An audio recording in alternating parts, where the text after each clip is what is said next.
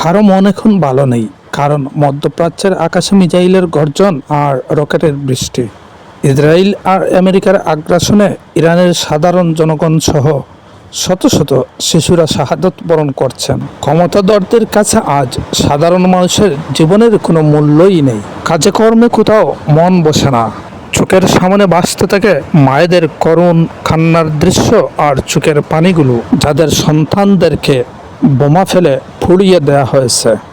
এমতাবস্থায় স্বস্তির নিঃশ্বাস ফেলার জন্য ছুটে চলি সিলেটের চা বাগান ঘুরতে।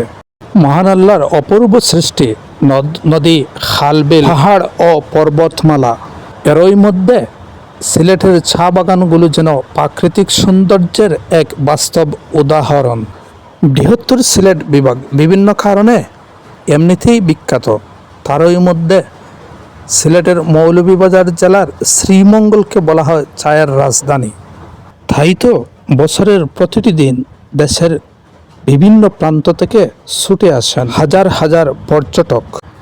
চায়ের বাগান আকৃষ্ট করে না এমন মানুষ পৃথিবীতে খুবই কম, আর যাদেরকে বেশি আকৃষ্ট করে তাদের মধ্যে আমি একজন। তাই তো সুযোগ পেলেই ছুটে চলি সবুজের বুকে চায়ের বাগানে। মৌলভীবাজারের শ্রীমঙ্গলে যে শুধু চায়ের বাগানই রয়েছে তা কিন্তু নয়, সেখানে রয়েছে অনেক সুন্দর সুন্দর রিসোর্ট, এছাড়া রয়েছে চা গবেষণাগার।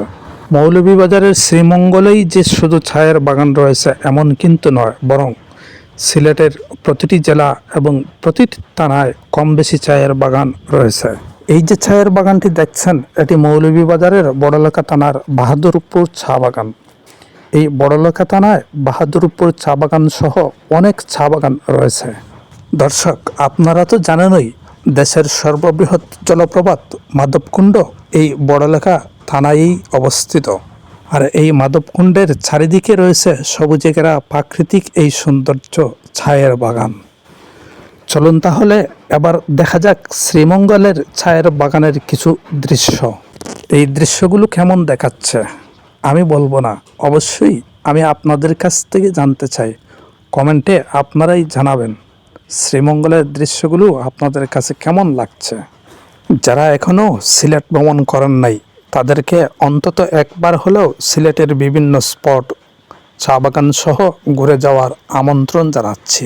আমার এই ছোটো ব্লগ ভিডিওটি আপনাদের কেমন লাগলো অবশ্যই কমেন্টে জানাতে বলবেন না।